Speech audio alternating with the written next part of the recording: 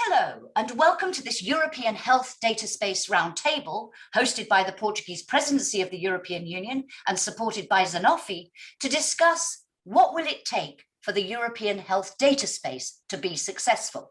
My name is Jacki Davis. I'll have the privilege of moderating our conversation today, and we're going to have a totally interactive debate with our distinguished panelists. So let me introduce them. Delighted to welcome Ceri Thompson, Deputy Head of Unit eHealth, Wellbeing and Aging in the Directorate General for Communication Networks, Content and Technology, otherwise known as DG Connect in the European Commission.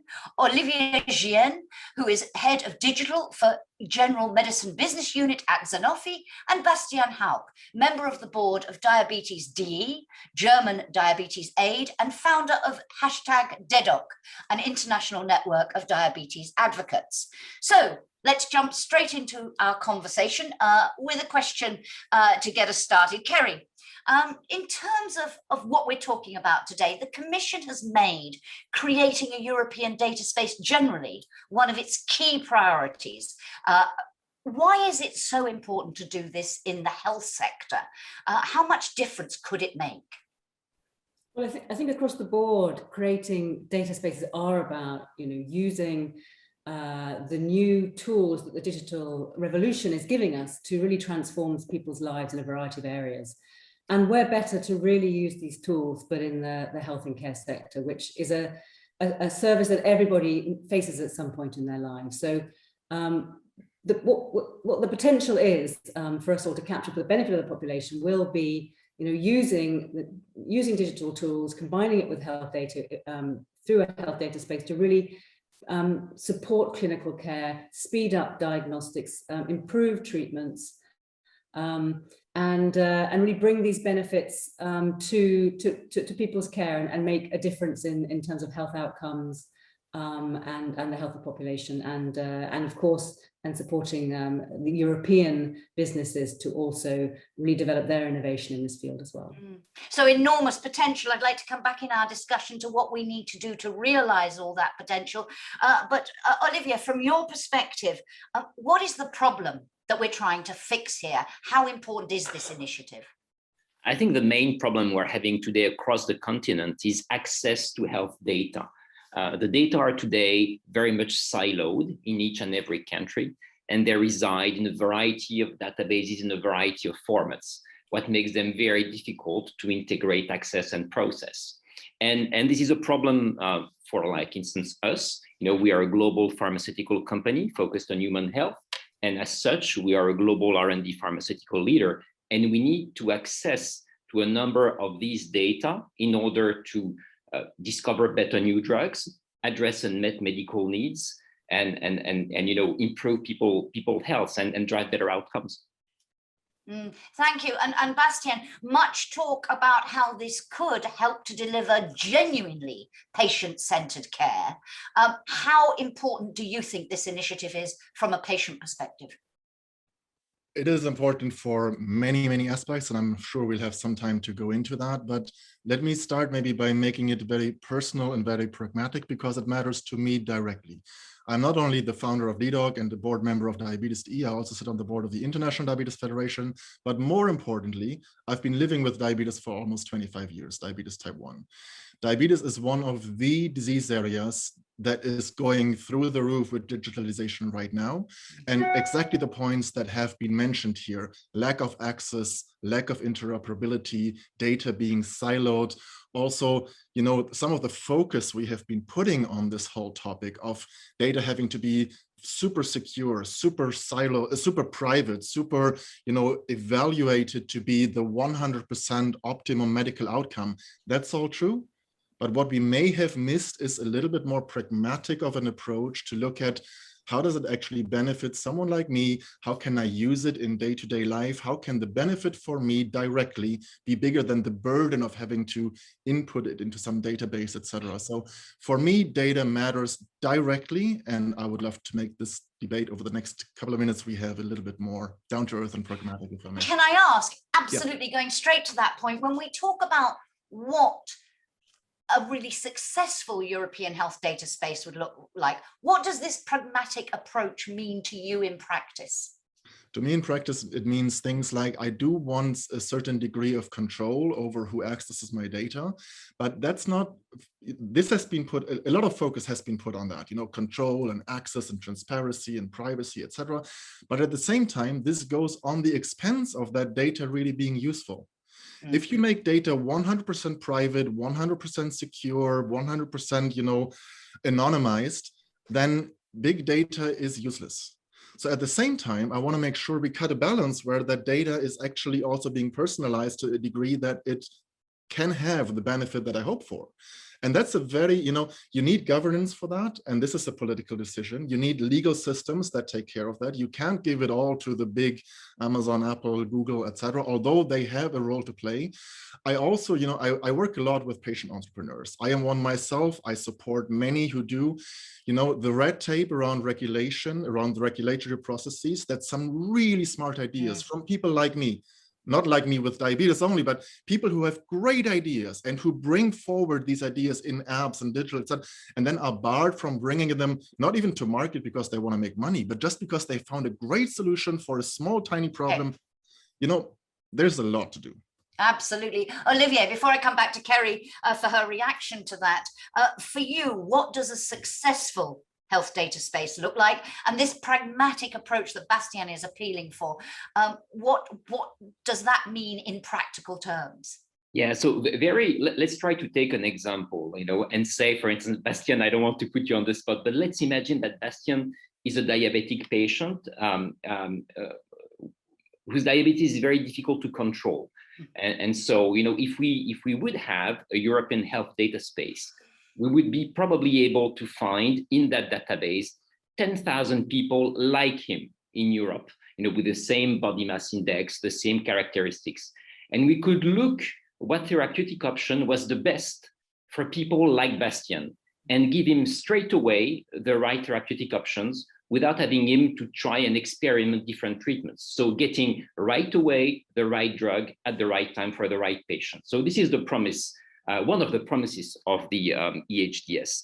And so in my view, you know, a successful eHDS would be that it is a space where data could be seamlessly accessed by all stakeholders having a legitimate purpose to do it in a trustful environment, as Bastian was saying it. So this is the way I see it.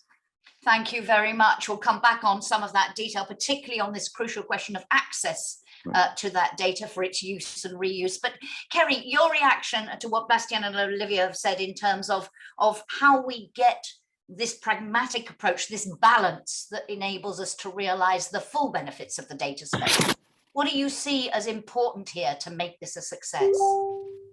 Yes, I mean, so really we want to achieve the vision that Olivier just set out now for a diabetes patient, that we can do all these things. And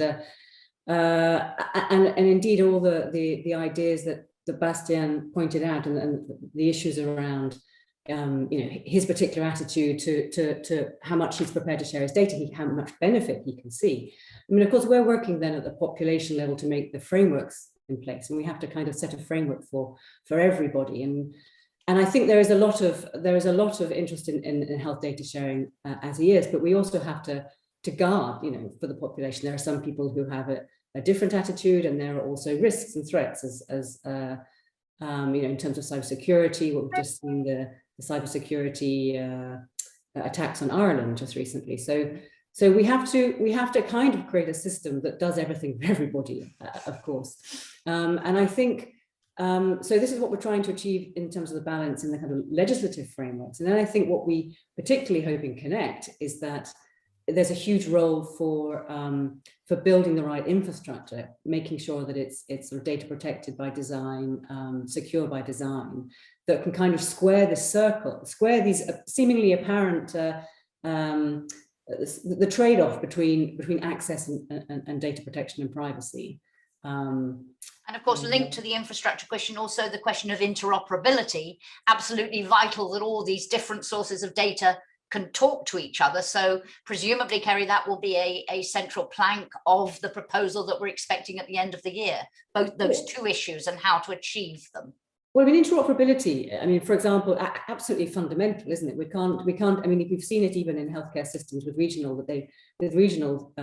decision-making, that there's been difficulties even sharing, you know, between regions of a country, let alone across borders. And so this we've really addressed, well, we started to address it seriously in February 2019 with the Commission recommendation on a European electronic health record exchange format. And we're doing the work now through Horizon projects, working with a number of member states to put the next generation of technical specifications to agree those, and then they need to be taken up, and that's going to take some political will, and then it's going to take some leadership at various levels, and it's going to take resources as well, and then we have to move on to the next. And this is just electronic health records. We also have to of course get interoperability with different kinds of health data, genomic data, for example, or we're also looking at cancer, anonymized cancer images. And you know, to have a useful health data space, we want people to be able to bring these all together and use them together. Absolutely. I want to come back on your comment about a framework that works for everyone later, but on this issue of interoperability, as we are there, Olivier, you talked at the beginning about this siloing of the data between countries, and Ceri outlining there what's already been done on interoperability, but is enough being done? I mean, it is so self-evidently central to making this work, and yet there are political as well as technical challenges. Yeah, I think there is something which is very important for me to be well understood. The challenge we have with health data is not their volume, it's not their velocity, it's their variety. There are many types of health data. Ceri was speaking about genomics. You have also electronic health records that can be of various types. It could be images, like in radiology. It could be electroencephalograms. It could be test labs.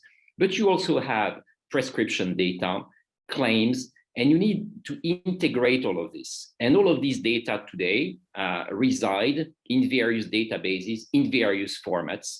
And so this is the true challenge, making sense out of this by making these data interoperable. So this is the true challenge. The way to overcome it is obviously to go through standards, as it has been done, you know, in the past when there were other breakthroughs like electricity. You had to standardize electrical plugs. We have to standardize data to make them interoperable so that everyone can benefit from them. Now I'll come back to Bastian on this in a minute, but could I just follow up with another issue, which is the quality of the data?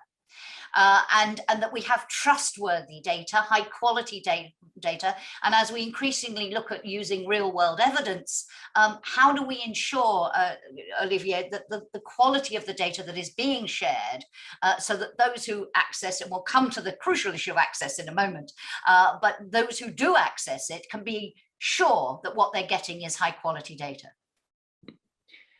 In my view, you know, the quality of the data in the EHDS will be only as good as the quality of the original data sources, right? So it will be very important to be super selective and super rigorous in the data sources we will be integrating and connected through that federated network. And here again, I would say starting to move towards European common data standards and to really implement it will be the key to future success. Bastian, on this point, on the point of infrastructure, this secure by design infrastructure that Ceri was talking about, and the interoperability question, how do you see the challenge? I have 2 points, one in response to Ceri, one here on the last point. So in response to what was just said about the risks, I couldn't agree more. There is always risk in, you know, using data, and there will always be risk in digital. There is no way we can make any kind of digital environment, ecosystem, whatever you want to call it, 100% secure. But the way we have been working in healthcare and in pharma and in regulatory over the last decades before the focus switched so much to digital has always been on the premise of do no harm. This has always been the ultimate principle of regulation, of granting access for drugs, etc., etc. And it is still being applied now. But we're talking about a completely different playing field. We're now talking about digital platforms, digital solutions, apps, and whatever else is going to come in the future, where do no harm and that focus on preventing risk, which was for many, many decades correct, and still is to a great degree, is no longer going to work. It is too slow and it doesn't work like this, especially what you were saying, Jacki, when we're looking at real world evidence, real world data, etc. So, and this is not from me, actually, this comes from the head of EMA. The new question that we have to ask ourselves every time we look at digital innovation coming is, it's not do no harm. Can we allow this, yes or no? And then tick to 0, 1, you know, binary. It is, the question is, which degree of uncertainty, which will always be there, which degree of uncertainty is acceptable? So it's a balancing between, yes, there is uncertainty, yes, there is risk, but what's the benefit? What's the direct benefit for someone, again, let me say like me, for a person living with, I don't like the word patient, because as we said, every one of us will be a patient anytime, sometime in life. So which degree of uncertainty is acceptable, I think, is a better way to evaluate than using words like risk. Yeah. Number one. Number two, just to get back to the other point, when it comes to data sources, I think that's the term you used. You know, that sounds so technical again. The data source, when we're looking at real world evidence, real world data, is people like me and you. It is you wearing your Apple Watch, or it is you carrying, probably having some sort of cell phone, whatever it is. You're a data source. You're a data, Jacki, you're a data source. I'm a data source for sure, because I really track health data and it's being uploaded to clouds, etc., etc. It's people, right? What we need to make sure of, that we don't violate certain core basic principles of privacy, that I agree with, but what we also make sure is, when it comes to health data, when it comes to people like me actually wanting to share because there is a benefit, that we make this, I don't want to say too easy, but that we make this fit for my daily life. I don't want an ecosystem or an app or a solution where the burden is so much bigger than the potential benefit I might have. Yeah. To. And Bastian, can I ask you to react also to Ceri's comment about we need a framework, she said, that works for everyone, a system that does everything for everyone. Sounds sort of impossible, but she is making a point. You have an attitude to the use of your data, which other people may not share. Sure. And the Commission's job is to come up with a proposal that works for everyone. You're saying it's not going to happen. Well, that is where governance comes in, and that is where we go back to the questions of access and control. So everyone giving, donating, whatever you want to call it, data should have, it should be transparent. I want to be able to know what kind of data about me is around, where is it being stored. I want to know who has access. And I want, to some degree, the control to say, I would like to withdraw that access. And that is, again, a governance question. That is a major technical question, but it can be solved. It is solved in banking. It is solved in, you know, we can do so many things online these days where all these questions have been solved. So don't tell me it's a technical issue, because it's not. And don't tell me it's a governance issue, because it has been solved in banking, for example, which is also super secure and needs to be. Well, Bitcoin might change that right now, but let's not go there. Okay. Olivier, let's come to the $64 million question, the question of access. Who should be able to access this data and on what terms? I will get Ceri in a minute to outline, if she would, where the thinking is on this issue now. But from your perspective, from industry perspective, you talked at the beginning about what you can do with this data if we can break down the silos, if we can solve the interoperability, the infrastructure issues, and so on. But what do you believe about how we set up the rules that will govern access, and how important is this for industry?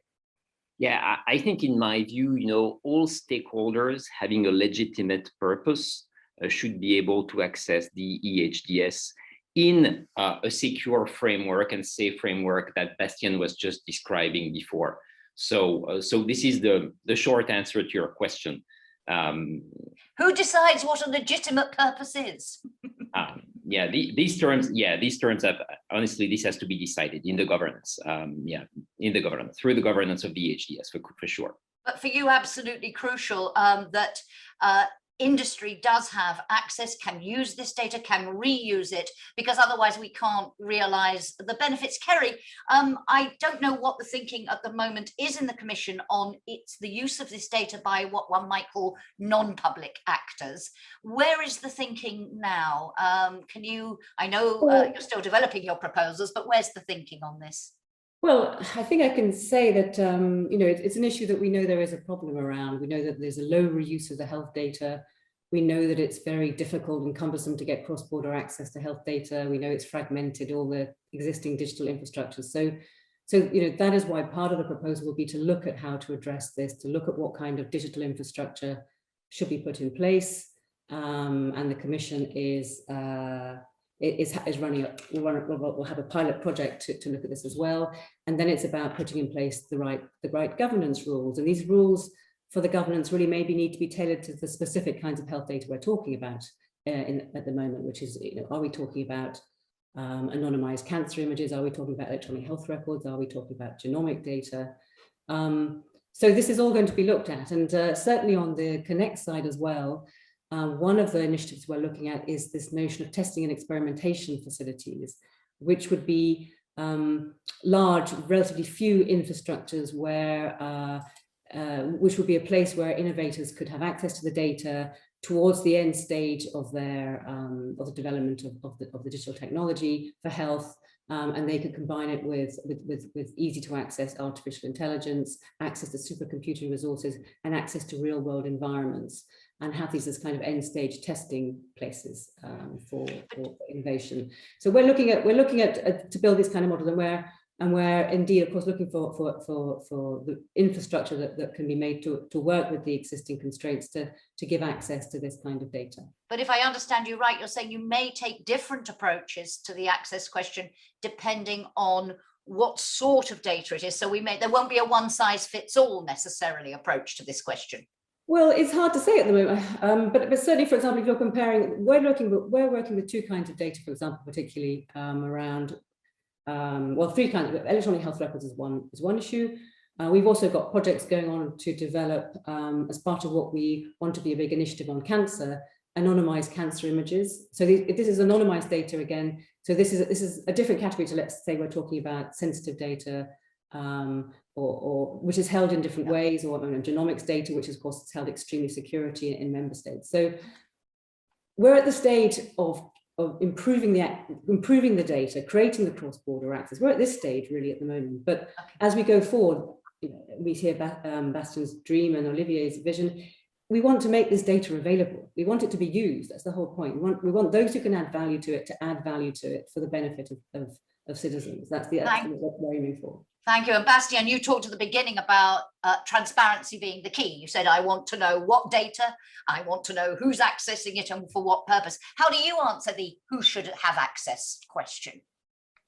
I mean, I completely agree with what Ceri said about the challenge of the fragmentation. Right now, even within a single member state, within Germany, if I can talk about that system, because that I know well, it is impossible to have access to almost anything. It's scattered all over the place. If we look at Europe, it's even worse. And I think transparency is key in that it could solve some of that fragmentation, some of that silos, etc. But yes, I also agree with what was said before, that we need to make sure that that sensitive data doesn't get out to anyone without any sort of governance and control over it.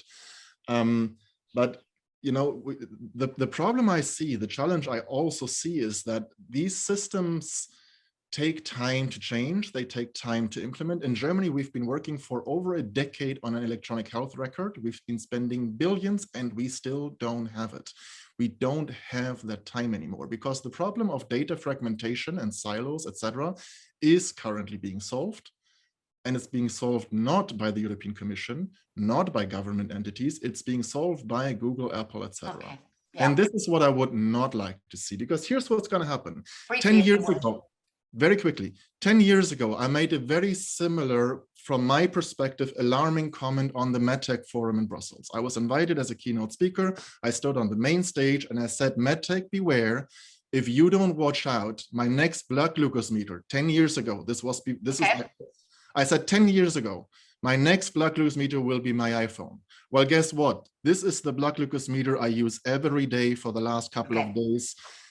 What I say now is, European Commission, beware, my electronic healthcare record will be my iPhone or Google or whatever. It will not be yours. Okay, thank you. I don't want to see that. I don't want to see that when it comes to data. Okay, thank you very much. One other question, and we are running out of time, so sorry for hurrying you there, Bastian. But Olivier, a question to you really about, Ceri was indicating there, this is an ongoing debate. She said, we want this data to be used. We are looking at these questions at the moment, focus on some of the challenges that we face, infrastructure, all the things we've been talking about. But for you, in terms of your role in making sure that we get the answer to that question right, how do we ensure the best possible dialogue between policymakers, with you, with the patient groups, to get the right answers to these questions that, to the extent it's possible, delivers a framework that works for everyone, to go back to Ceri's phrase of earlier? Well, I think it's just to put everyone around the table, all stakeholders having a legitimate interest, as I was saying. We should be involved in the discussions on how we are going to use these tools so it can be designed in the best possible manner. Involve us. I would say we will very happily contribute together with all other stakeholders. I would agree then very much with Bastian. We need to move fast in the way to do it, maybe trying to get some inspiration from agile methodologies, trying to work by iteration. So I would say, put everyone around the table, start fast, iterate, and in this way, we will start delivering faster, because speed in the digital space is a key factor. And when you talk about all stakeholders, please remember that it's people like us as well. Nothing about us without us is the key slogan. Key stakeholders are people living with whatever kind of disease out there. Absolutely, because the purpose of this is to deliver, as I said, one of the ambitions is really genuinely patient-centered care. You can't do that if you don't have you around the table. Ceri, a point to this process of discussing this and coming to this framework with industry, with the patient groups. How do you see that as we move towards the final proposal? Absolutely, yes. I mean, this is why we're bringing the better regulation approach to the Commission with the regular consultation processes. We're bringing these issues very much into our eHealth stakeholder group, which includes industry, the pharmaceutical industry, patients groups there, health professionals, and so forth.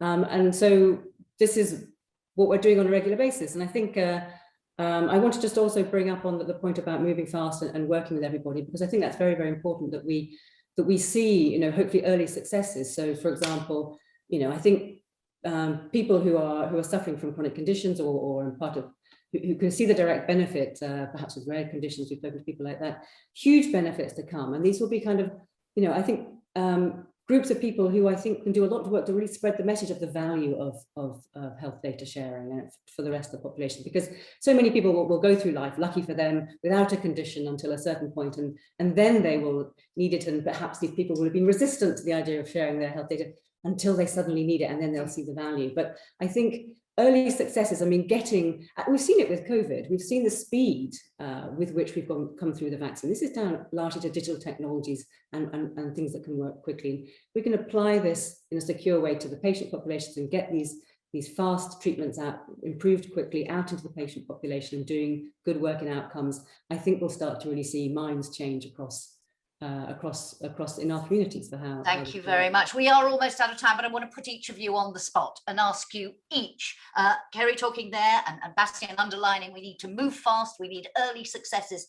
For each of you, your key priority, a key next step, if we are to ensure that this European health data space really does realize all the ambitions that Ceri outlined for it right at the beginning of our conversation.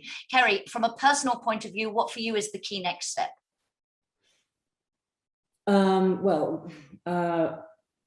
Commission-wide, it will be coming forward with the eHealth data space proposal, but it's also alongside that, the wider activities, the work we're doing to achieve what we want to do on genomics, to get the cross-border health data sharing working there, to really make the links between the work we're doing on health data with the work we're doing to bring it to use, for example, researchers through these testing and experimentation facilities, which will mean combining it with the AI, combining it with the with the supercomputing resources as well, and making this seamless. Thank you very much. Bastian, your key priority. For me, whatever the next step may be on the commission or whoever's side, for me, the key thing would be that it is really person-centric, that we don't say this in a tokenistic fig leaf way, that we involve people / patients from the start, from the beginning. That is for me the most important thing, whatever the next step may be, and for all the steps that will But everyone needs to be round the table together. Olivier, your key priority, key next step.